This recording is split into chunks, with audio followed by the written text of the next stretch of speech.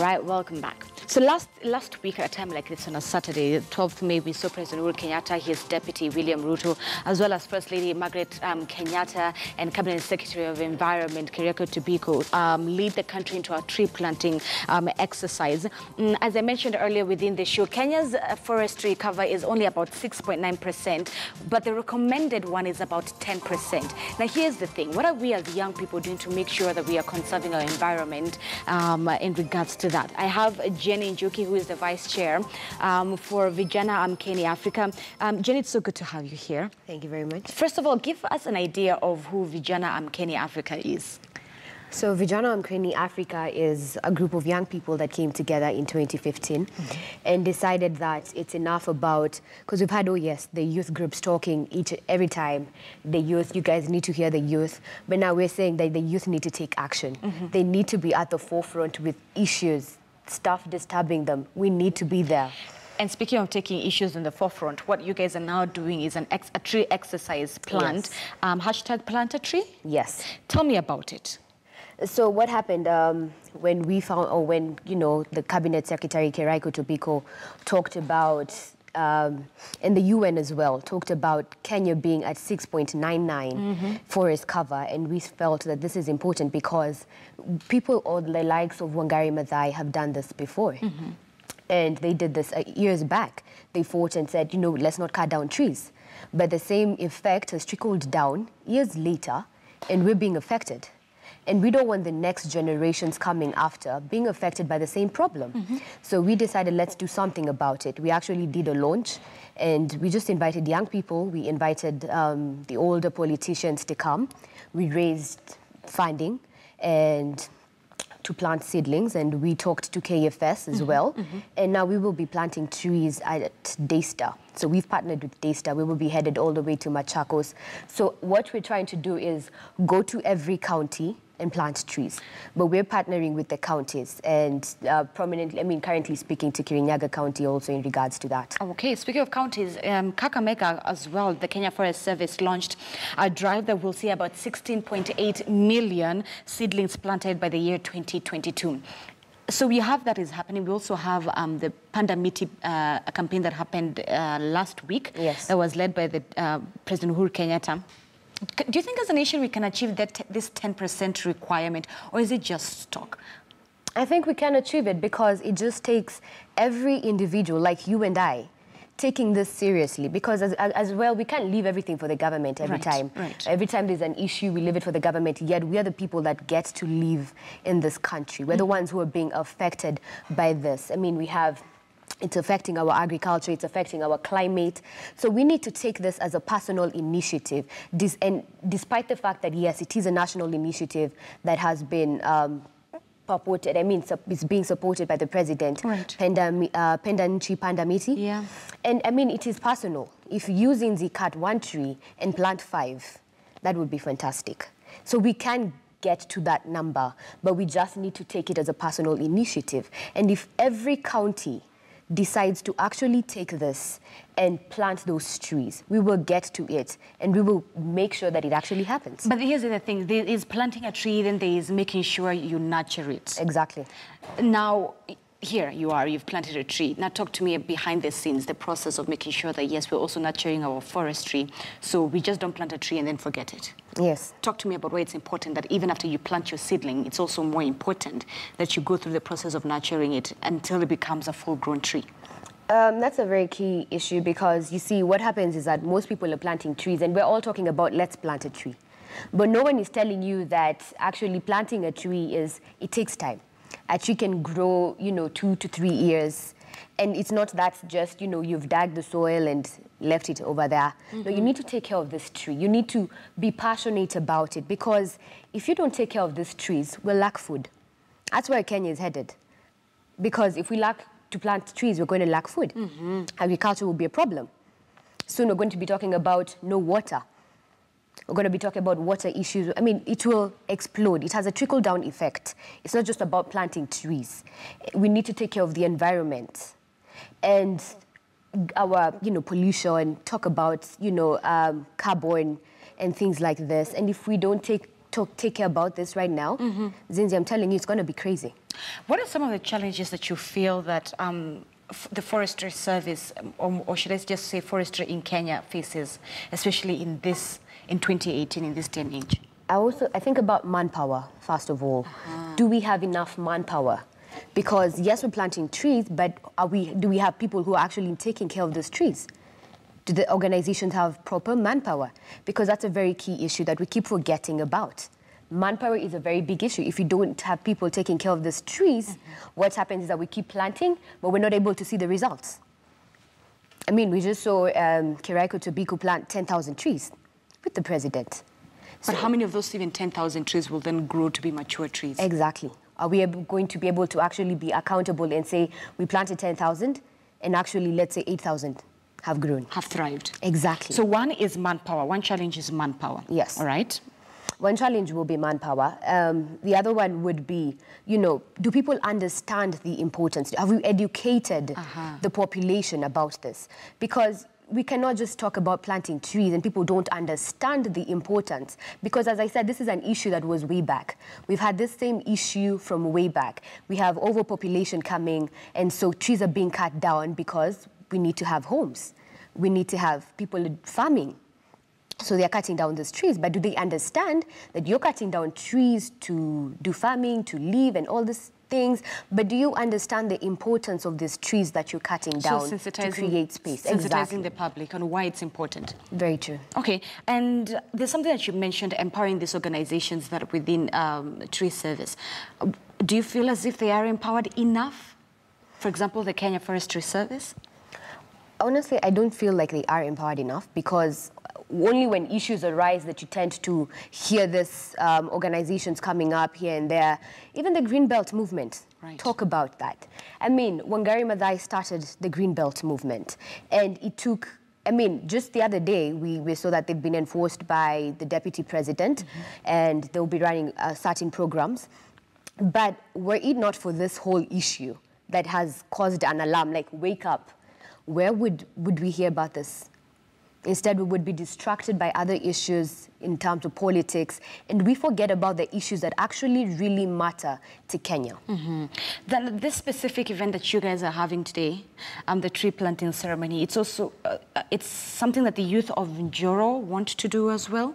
Yes. Now, tell me a little bit about that and how you've partnered with them to make sure that you also reach your goal of making sure that you plant. First of all, how many trees do you plan to plant today? So what's happening is that the golfers have come together at Njoro. So it's a golf event? Yes. Okay. So we need to be creative about tree planting. I mean, yes, we know that it is important, but we have various associations outside there, the corporate world, golfers, I mean, you name them. So the golfers have come together and decided to raise funds, and those funds will head towards tree planting. Right. So every golfer will pay 700 Kenya shillings, and that amount will go to buying the seedlings from the Njoro youth people. So we're buying it from the local youth of Njoro and planting trees with them. Oh, all right. And your first hit is here at Daystar. Do you think, or do you plan to have this then taken to other counties and replicated as well? That way you engage other young people within the nation from different counties. Yes, we definitely plan to take this to the 47 counties, and we're looking forward to working with various people who would accept us to work with them in the various counties, from the governors to anyone that is willing, to the corporates as well, so that we can be able to get to this number. And we want to empower the youth. Why? Because it is our future. I mean, Kenya belongs to us, and we need to be at the forefront. So we want to be the ones buying seedlings from the young people. There are no jobs. Why buy seedlings from young people? This is because, I mean, the young people are saying there are no jobs, right? Why not create jobs through even such opportunities? Get seedlings from them, give them an income, an earning, help them grow. So it's also a way of empowering young people when it comes to entrepreneurship. Yes. We don't want people to just go outside there and we feel that our youth are not being taken care of. Yet, this is a problem that they need to also be at the forefront. So we want them to take initiative and play a big role in planting trees. Do you feel as if Kenya's youth are sensitive and keen to their environment? Of course we are. I mean, right here, I'm a youth. Is it enough? Because the reason why I ask is that if you look, there's this habit that we have as Kenyans where you finish drinking your soda, you throw it outside at your matatu, or you're just from finishing your bag of sugar canes and you just throw it outside. I wish, as a nation, are we sensitive? Are we caring enough? Are we keen enough on our environment? Because at the end of the day, what happens is that that trash ends up clogging sewage. It rains like it's doing right now. Then we end up blaming Sonko or former Governor Kidero and the nation, you know, I mean, our leadership, forgetting that we ourselves have a role to play. Zinzi, I take this back to, you know, take it back to the root level of the family. Growing up, this should be implemented even in the schools. Taking care of the environment. This should be a course. Immediately you get to school, I mean, these are some of the things that you should know by the time you're leaving. I mean, we get so much concentrated in, and I hope the Cabinet Secretary, Amina Mohammed, is listening to this, because these are some of the things that need to be put in the curriculum, the education curriculum for our children outside there, because they need to know the importance of taking care of the environment. Tree planting should be a policy that once you enter primary, secondary, tertiary, for example, if you're in university, only there for 4 years. If you were to plant a tree in your year 1 and watch that tree up and to nurture it. Exactly, and maybe someone else takes over, this country would not have this problem because it's something that has become a culture in you. I mean, I like, let me say something about USIU being an alumni there, is that you cannot step on the grass. You cannot litter in the school. You get a fine of 2,000 shillings. So that is a way of cultivating that culture as early as possible. Fantastic. And you can only do that with the schools. Why? Because it starts from the root, from your baby class up to your university. All right. So, and Jenny, what would you want to see Tobiko do now that he is the new Cabinet Secretary of Environment? What would you like to see him do? As Amina also plugs it into academically, what would you want Tobiko to do as CS? Honestly, I think that he has a lot to do because we need to be that. I mean, look at Rwanda.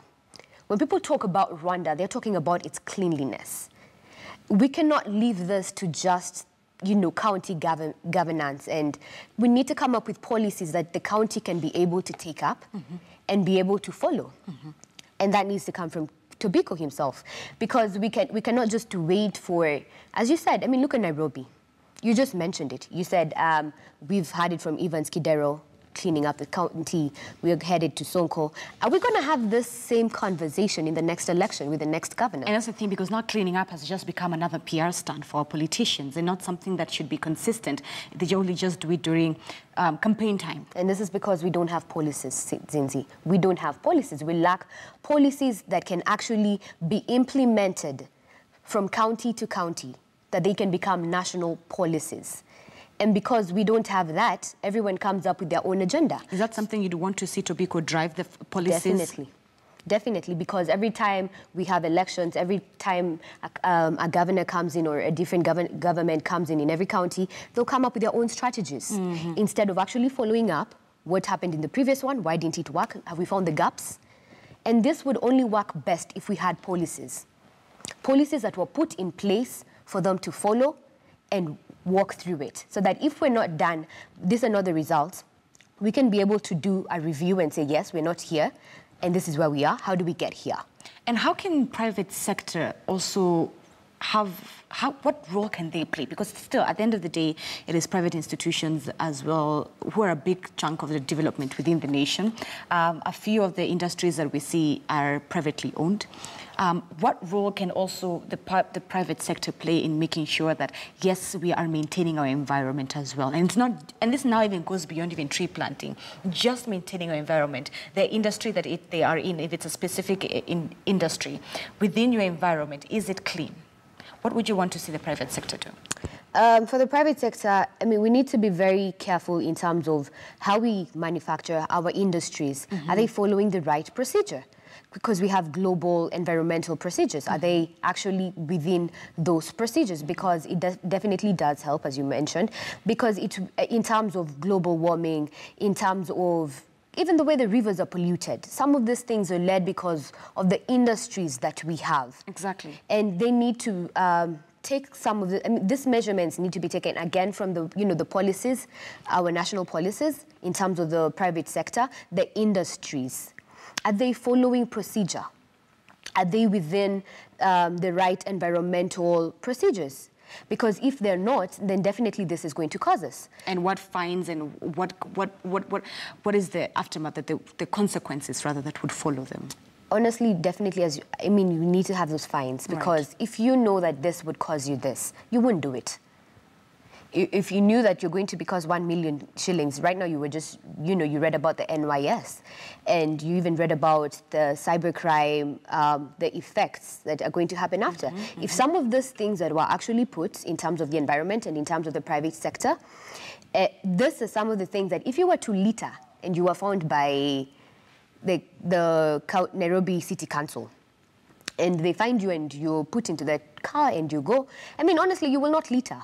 Tomorrow you will not litter. You will not litter. So we need to see this, let it be on the screens. Let people see that it's not a joke. Okay. That if you actually do this, that it will cause a certain effect. As we wind up, I've seen you talking a lot about Wangari Maathai, her legacy. Do you think as Kenyans we have let her down in terms of how, if you look at our current forestry and how we take care of our environment? She was one woman who was very passionate about conservation of trees, and she's long gone. Her legacy is well more respected in other places than back here at home. Do you feel like, because you've mentioned her a lot, that we have not upheld her legacy? Honestly, I think we haven't. And it's a sad story. Because had we actually listened and taken action about what she was saying, then maybe Kenya wouldn't be here today. We would not be seated here discussing the same thing she actually fought for. Okay. All right. So before we conclude this, what would be your last remarks, especially towards young people, for young people more so, when it comes to planting a tree? Well, young people need to plant these trees, and you need to take the initiative personally.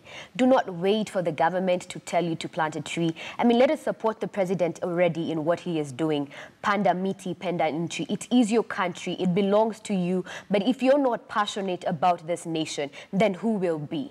This is your responsibility. It's your country. Let us stop talking about the future. The future is now, and you need to plant that tree.